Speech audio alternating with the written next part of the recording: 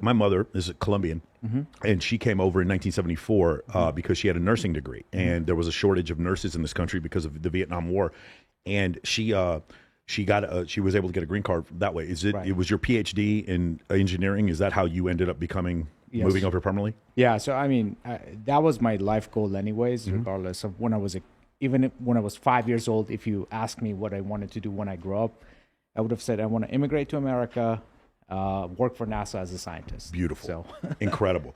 Okay, what kind of, obviously I have a background in physics, and I flew for the Air Force for 7 years. What specifically did you do at NASA? I worked on did multiple things, but it started with risk management Okay. for aerospace systems. Okay, So that was how I started. nice, Yeah. nice. Were you living in Houston?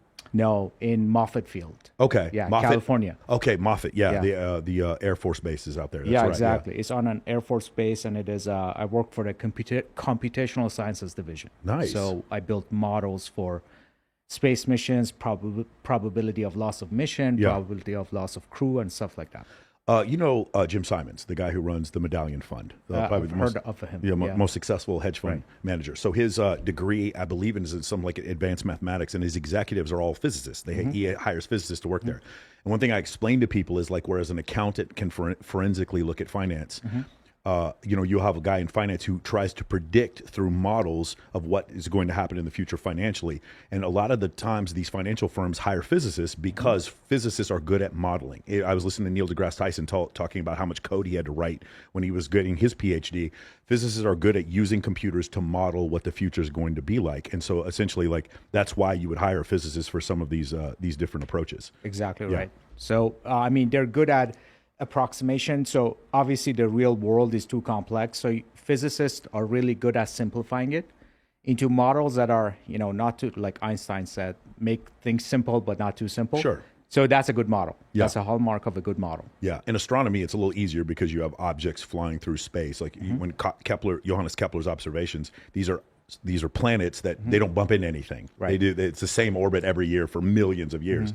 But on Earth, there's a lot more variables because of the gravity well and because of the environment. So yeah, it's really interesting when you see that so many financial people hire physics majors. I don't know if you know Fisher DeBerry, who won the Nobel Prize for the Fisher-Black model. That's how they price options. He was a physicist. Charlie Munger has an undergrad. He studied physics before he became a lawyer, and then also Jim Simons also has a background in physics and mathematics. So I thought that was an interesting thing. So you immigrate, you get a job at NASA. What's the application system like to go work at NASA? How does that work? It actually came through a referral. So Okay. this was right after a Columbia accident. Okay. So they were looking for people who specialized in modeling complex systems. Okay. And that was literally my PhD topic. Is this 03? No, this is 05. 05, okay. So 04, they reached out to me. I started January of 2005. Wow. Okay. And then at that point, so you still have an SDS program where that was part of what you were working with? Yes. Yeah.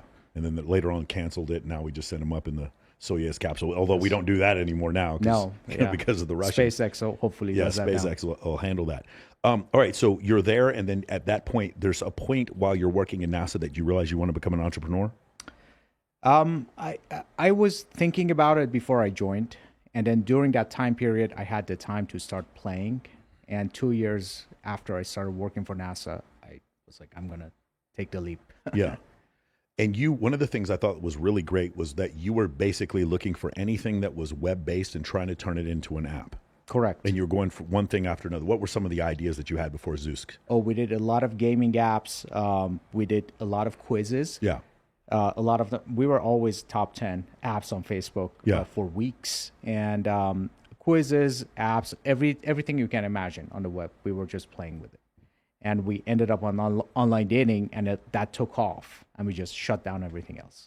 I remember when I was given Ty a ride home. I think we were at XS one night. This was like maybe 10 years ago. And he was explaining to me he talked to me about you. He talked about the online dating thing, and he talked about he has his book club, right? He has his book list. He sells books off that list off Amazon. He's like, I'm still making money off this as well. The online dating thing. Did you have any issues with like terms of service? Like, how did it work? Like, what was there was a right swipe, left swipe. What was your original idea with Zoosk? No, it was not right swipe, left swipe at the beginning. It was more about data-driven matchmaking. That was the core of the idea. So there's a ton of studies on if people can predict what they're looking for in a mate, and how uncorrelated what they think they're looking for is to who they actually end up with. Absolutely, yeah. So it was like, okay, so instead of having a form at the time, all online dating sites, they had forms. So you went and filled out, I'm looking for blah, blah, blah. Yeah. So we were like, none of that. So let's just take your data, who you approach, who approaches back to you, and then put that in a model and just try to predict who's the best match for you. Wow. So we called it behavioral matchmaking. So, Incredible. Yeah, we were Very kind cool. of pioneer in that.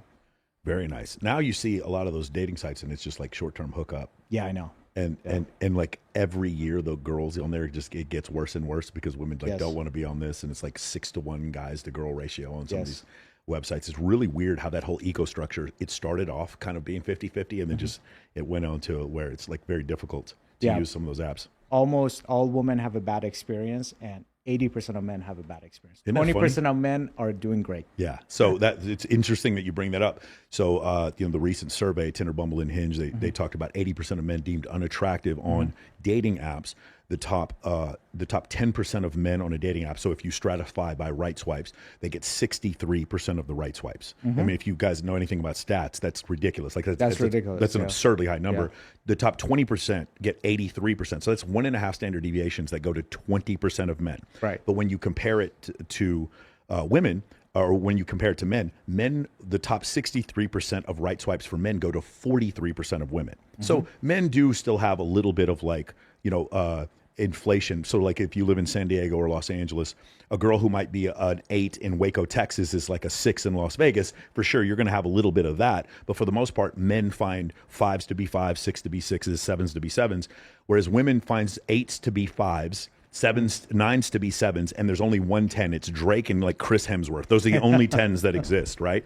It's one of these things where social media has made it to where a lot of women, where they date one movie star and then eventually, or they sleep with one movie star and then they compare every man they date to that because they had access to it because of social media. And then it just makes, I was reading somewhere at 6,000 swipes to get one date for a woman, some crazy number like that. And the vast majority of women on these dating apps are not even going on dates. They're just doing it for attention or to get people to go down their OnlyFans funnel so that they can get Instagram, subscribers. OnlyFans, yeah. It's pretty amazing how that whole thing changed. It was very like when it first started, it was very like,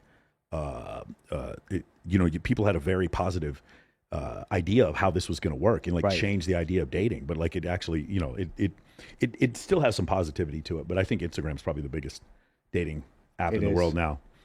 So at what point do you figure, like how long do you have this? Obviously you have it, you sell the program or you sell the company for $258 million. What point are you approached? Is this the first offer you took? Were there other offers? Like how does that whole work? 'Cause I'm sure a lot of people would want to know. First off, do you eliminate your role? There's another thing you talk about, automating myself out of the business. At this point, have you automated yourself out of Zoosk so Yes. you can, so you have to do that first before you're able to sell it.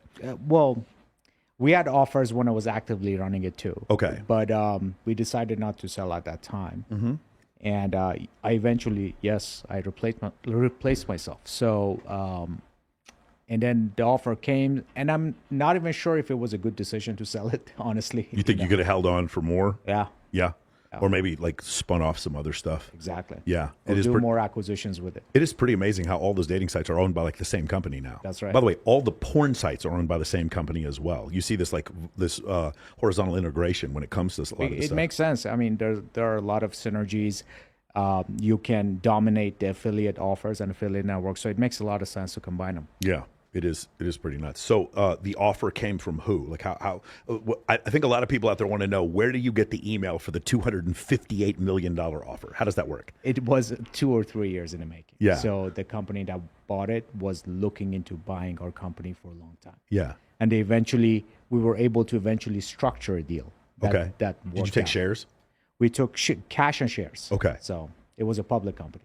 Yeah. So. I remember, so this has been like, I guess, '01 when Mark Cuban sells audionet.com for $5 billion to Yahoo, and he takes shares. He sees the writing on the wall that there's going to be a .com crash, so he buys puts on all his shares to protect his position. And it's also not a taxable event. So it actually, because he doesn't have to sell the shares. So that's one thing that he did. So it's interesting because another friend of mine named Tom Sosnoff, he sold his company. It's called Tastyworks. He sold it to IG Networks, and then they sold it to Nadex. I think that's what it is because they wanted.